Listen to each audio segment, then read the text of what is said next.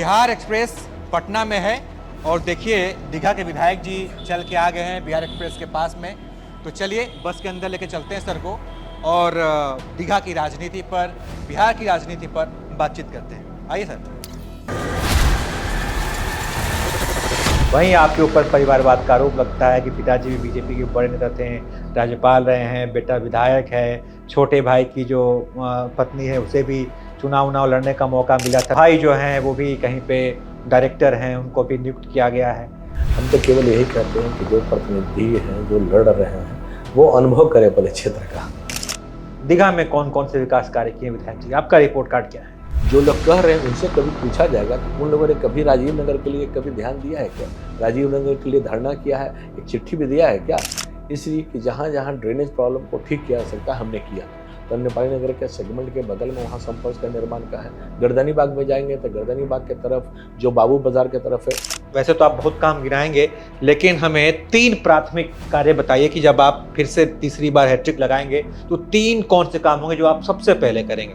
उन योजनाओं को नीचे तक और सफलीभूत और सकारात्मक दृष्टिकोण से नीचे पहुंचाने का काम करेंगे। क्षेत्र में कितना समय देते हैं विधायक जी, कितने दिन रहते हैं लोगों के बीच में? सुबह 5 बजे भी आ सकते हैं, रात के 12 बजे भी आ सकते हैं, जब आना है तब आ सकते हैं। इससे खुला दरवाजा किसी का नहीं है। बीच में एक बार ट्राई करेंगे चुनाव के बाद, अगर ये विधायक जी बन गए तो देखते हैं कि विधायक जी कितना मिलते हैं हमसे। तो दीघा से 2 बार के भाजपा विधायक Sanjeev Chaurasia podcast on wheels में बस में जो स्टूडियो बना है वहां पर आ चुके हैं। बहुत स्वागत है आपका। बहुत बहुत धन्यवाद। 2 बार जो है आप चुनाव जीत चुके हैं, अब क्या हैट्रिक की तैयारी है?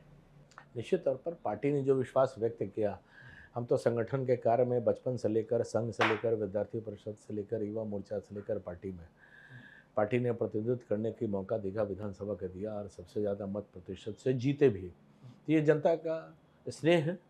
और तीसरी बात, केंद्रीय नेतृत्व को भी धन्यवाद है, प्रांतीय नेतृत्व को और एनडीए के सभी नेतृत्व को बहुत बहुत धन्यवाद है कि जो सेवा का मौका दीघा का दिया है, उसके लिए धन्यवाद भी है, साधुवाद भी है। इस बार हालात थोड़े से अलग हैं, आप तो हैं ही मैदान में, आपकी प्रतिद्वंदी पार्टी सीपीआई भी है ही, साथ में जनसुराज के भी उम्मीदवार जो हैं वहाँ से ताल ठोक रहे हैं। कुछ लोग कह रहे हैं कि त्रिकोणीय लड़ाई है वहाँ पर। ऐसे में कितना कॉन्फिडेंस है आपको? हम तो केवल यही कहते हैं कि जो प्रतिनिधि हैं, जो लड़ रहे हैं, वो अनुभव करे पहले क्षेत्र का। अनुभव क्षेत्र का जरूरी है। क्षेत्र का उन्हें अनुभव नहीं है, क्षेत्र का अनुभव करे, बस इससे ज़्यादा टिप्पणी नहीं कर सकते हैं। और समाज आंदोलन में, चाहे समाज के कर्तृत्व में उनकी अगर इतिहास के बारे में बात करेंगे, समाज में कितना समय दिए, समाज के कौन सा सामाजिक काम किया, ये पहले पूछा जाए ना। मैंने तो 1 मिनट में बता दिया कि बचपन से लेकर संघ, विद्यार्थी परिषद, युवा मोर्चा, राष्ट्रीय नेतृत्व, सब भूमिका में रह के समझने का काम किए, तब जाकर प्रतिनिधित्व करने का मौका मिला। यानी कि जनता का प्रतिनिधित्व करते हैं तो आप संघर्ष, सेवा, समर्पण से करते हैं, तो उसका जो स्पार्क रहता है। अटल पथ आप जो देख रहे हैं, केंद्रीय नेतृत्व डबल इंजन की सरकार का है, जहां बस लगाए हुए हैं, उसके विज़न देख रहे हैं। तो ये सब हम लोग पहले से ही इस मिशन को उठाते रहे हैं। और मैं तो विद्यार्थी परिषद का छात्र नेता रहा हूँ। उस समय लालू के रीजन के मैं देखा हूँ कि किस प्रकार से लाठियाँ खा कर और आंदोलन करके एक साल में 4 बार बंद कराते थे। मधुबनी गोलीकांड, दलसिंह सराय गोलीकांड। तो एक छात्र राजनीति की जो स्वामित्व पूरी तरह से क्षेत्र को समझने का जो मौका मिला है, उसके बाद जाकर प्रतिनिधित्व करने का मौका मिला। तो वो जो दर्द रहेगा, वो जो मिशन रहेगा, तब तो जनता इतने मतों से जिताती है। इसलिए जो प्रत्याशी है वो पहले क्षेत्र का अनुभव करे, तो फिर आगे कितनी व्यस्तता है इस समय में? कितना देर सो पाते हैं, कितना देर परिवार को समय दे पा रहे हैं? परिवार का तो सब परिवार के लोग लगे रहते हैं, पर परिवार का दीघा तो अपने आप में परिवार का है। यहाँ के स्थानीय हैं, यहीं पले बढ़े पढ़े, यहीं सेंट माइकल स्कूल है, वहीं से हमने पढ़ा। पटना से हमने पीएचडी किया, या एमबीए किए बल्कि पटना यूनिवर्सिटी से, फिर हमने पीएचडी किया, आगे असिस्टेंट प्रोफेसर भी हैं। तो संघर्ष और लड़ाई, ये लड़ाई और पढ़ाई, ये दोनों मेरे जीवन में लगातार और निरंतर चलते रहा।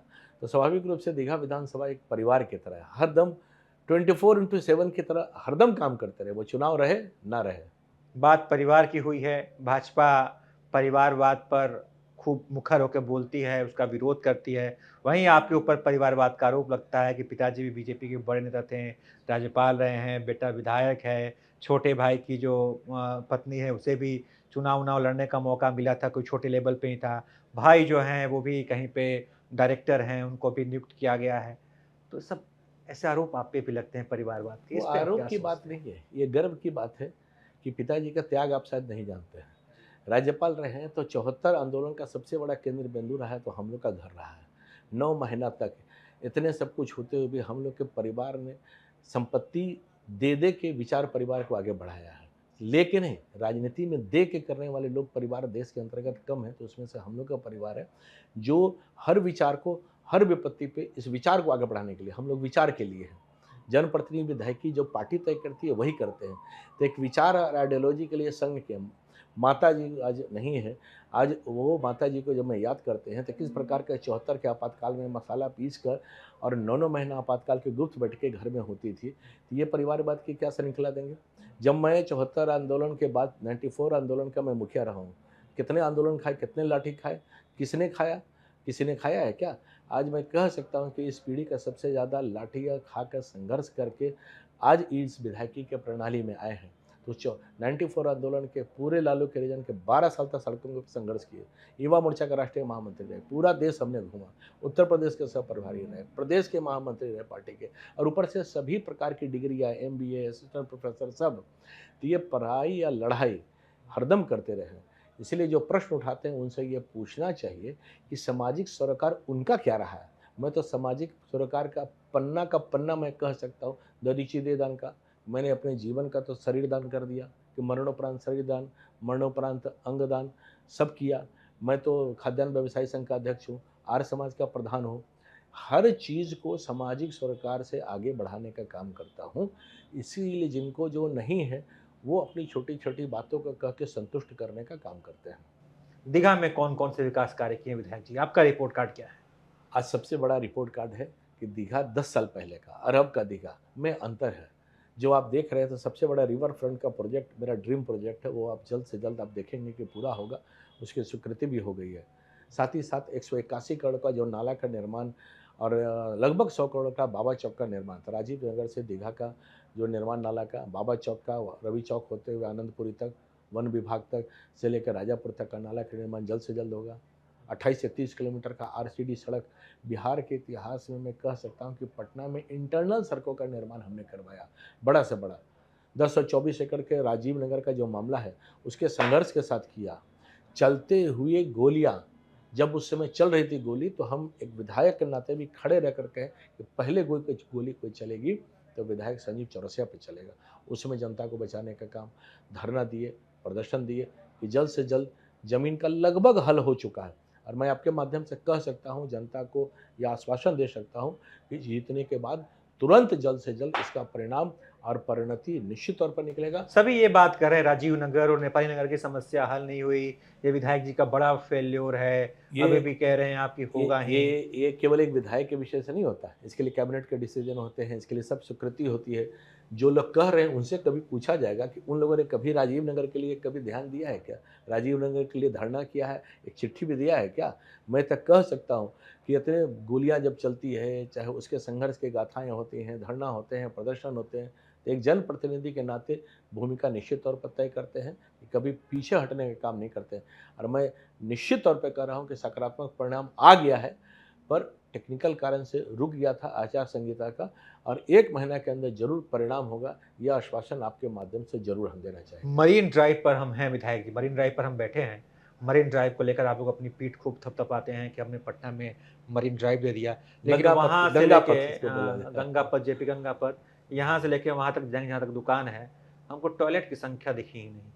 अभी इसके महिलाओं को कितनी दिक्कत होगी, महिलाओं के दुकान हैं, कई लोग अपनी महिला मित्र के साथ घूमने के लिए कि यही जगह बचा है तो वहीं आते हैं, तो सोचे कितनी दिक्कत होगी। इसके लिए हमने ही पहल किया था, हमने दिया भी था, और इसके पहल का परिणाम हुआ है कि जो सेगमेंट है, आप देख रहे हैं कि जो सेगमेंट अलग अलग दुकानों का है वो बन रहा है, तो विधिवत अलॉटमेंट हो रहे हैं, तो टॉयलेट्स की जो व्यवस्था है, चूँकि उसके पूरे सेगमेंट का जो सेगमेंट अभी पूरा एक स्वरूप जो दिखाई दे रहा है, इसके सकारात्मक स्वरूप अभी आ रहे हैं, जबकि जल्द ही इसका पूरा स्वरूप आपको दिखाई देगा। जो मैंने कहा रिवर फ्रंट का है, पार्क का है, सब चीज़ इन प्रोसेस है बनने का, ठीक है। और वो भी जल्द से जल्द हो जाएगा। एक और समस्या आपके इलाके के लोगों ने हमें बताई कि विधायक जी से कही है कि स्वास्थ्य व्यवस्था का हाल बड़ा बुरा है, हमारे क्षेत्र में है IGIMS, लेकिन हम लोग वहाँ पर अच्छे से इलाज नहीं करवा पाते हैं, बड़ी पैरवी लगवानी पड़ती है, या एमएस हो या पीएमसीएच हो।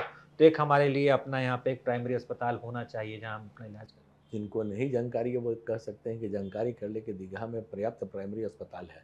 इसके रिनोवेशन के लिए भी, अलग अलग हॉस्पिटल्स के निर्माण के लिए भी बहुत जगह, इसके वेलनेस सेंटर के लिए भी जगह जगह खुले भी है। और उन जगह के साथ साथ जो आईजीएमएस की बात है, आईजीएमएस इतना बड़ा केंद्र बिंदु बन गया है, इसको पीठ थपथपाने के बजाय जो है इसके नकारात्मक परिणाम की जो पहल कर रहे हैं, आज वहाँ क्या नहीं है, वहाँ ऑर्गन से लेकर, आई से लेकर हर प्रकार का सेंटर जो है, लेकिन कैंसर से कहाँ लेकर लोगों सब को बन गया इलाज है। मिल पाता है? पूरे बिहार से लोग आते अभी हैं। और इन प्रोसेस है, 1500 दीघा के बेड लोग का। सिर्फ आईजीआईएमएस और पीएमसीएच पर निर्भर नहीं रह नहीं, सकते आप हैं। तो देखेंगे तो हाँ। सभी सेंटर पर लगभग शास्त्री नगर के जगह देखिए, एक डेडिकेटेड ऑर्थो के लिए शास्त्री नगर में आ गया। तो जहाँ भी आप देखेंगे, जिस जगह पे देखेंगे हॉस्पिटल के लिए छोटे छोटे जो सेंटर हैं वहाँ खुले हैं। तो चूंकि ज़मीन की उपलब्धता की भी आवश्यक है, हॉस्पिटल तो कहीं नहीं खुल जाएगा। हम तो प्रयास कर रहे हैं लंबे समय से, जन के लिए उपलब्धता नहीं हो पा रही है, किसी का एनओसी नहीं मिल पा रहा है। हम तय कर लें कि खुलना है तो खुलेगा नहीं, ज़मीन की उपलब्धता होगी तभी खुलेगी। तो स्वाभाविक रूप से ज़मीन की उपलब्धता के बाद उसकी स्वीकार्यता अलग अलग प्रकार से बनती भी है।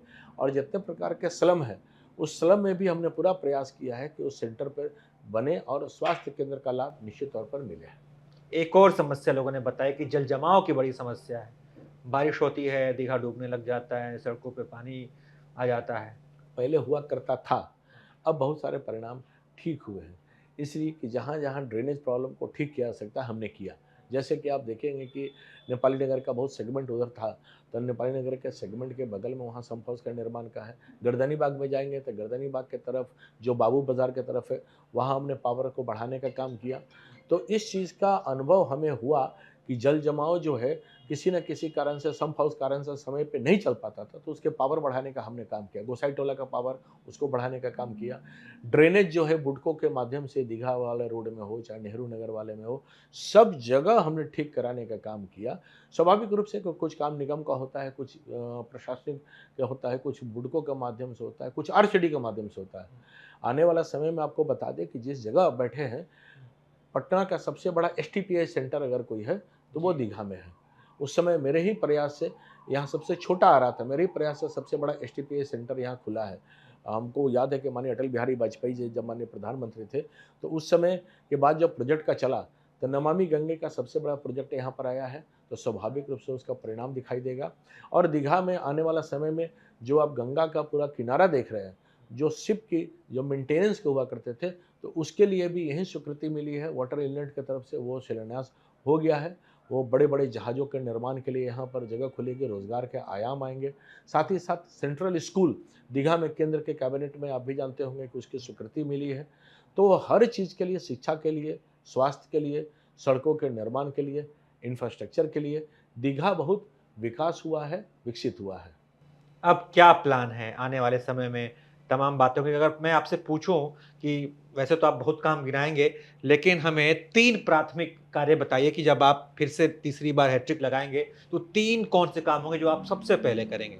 सबसे पहला काम हमने कहा कि 1024 एकड़ का जो राजीव मालिकाना नगर, हक नेपाली नगर राजीव वाला। नगर के बात के लिए मैंने संघर्ष किया है। हाँ। संघर्ष किया है तब मैं बोलने की स्थिति में हूँ, नहीं किए रहते तो नहीं बोलते कभी। जब से प्रारंभ से आया हूँ, एजेंडा को मैंने मान के किया है कि एक जनप्रतिनिधि के नाते जितना कर सकते हैं उसका किया है, और परिणाम सकारात्मक निश्चित तौर पर ठीक दिखाई है, देगा। एक हो गया। दूसरा परिणाम जो रिवर फ्रंट की मैं जो बात कर रहा हूँ, उससे रोजगार के सृजन बहुत होंगे। मैं देख सकता हूँ लंबा विजन जो रिवर फ्रंट जैसे साबरमती के तट पर आप देखते हैं, उसी प्रकार से ये क्षेत्र विकसित हो सकता है पूरी तरह से। वो हम आज से नहीं, लगभग 3-4 साल से लगे हुए हैं। उसका एक परिणाम आपको दिखाई देगा। और अलग अलग प्रकार से जो शिक्षा के लिए, जो अलग अलग प्रकार से स्वास्थ्य के लिए जितनी जो आवश्यकता है, प्रचुर आवश्यकता है, ज़मीनों की उपलब्धता के नहीं होने के बाद भी वेलनेस सेक्टर के अलग अलग आयाम हैं, उन आयामों को बढ़ाने का काम जो हमने किया है उसको और प्रयास तक करके नीचे तक बढ़ाएंगे। और तीसरा जो है, जो पार्कों के लिए, जो वृद्धजनों के लिए सरकार ने बहुत सारे समायोजन किया है। सरकार ने बहुत सारे जो उपलब्धियां अलग अलग प्रकार से पेंशन योजना से लेकर बढ़ाने का काम किया है, उनको नीचे तक काम मिले। जैसे जीविका के माध्यम से जो माननीय मुख्यमंत्री जी के द्वारा लगभग 1 करोड़ 25 लाख लोगों को 10,000 मिला है और 2 लाख मिलेगा। तो उन आयामों को नीचे तक सशक्तिकरण के लिए आवाज़ नीचे तक पहुँचे, उसके लिए पूरी तरह से प्रयास मेरा होगा। और जितना लाभ के राज्य और केंद्र की तरफ से मिला है, उन लाभों को नीचे तक पहुँचे, 125 यूनिट से लेकर, फ्री से लेकर, आयुष्मान से लेकर, राशन से लेकर, जो भी है। तो दीघा या एक विधायक जो है वो सरकार के पक्ष का भी कार्य प्रणाली का एक अंश है, केंद्र की योजनाओं का भी एक अंश है। उन योजनाओं को नीचे तक और सफलीभूत और सकारात्मक दृष्टिकोण से नीचे पहुंचाने का काम करेंगे।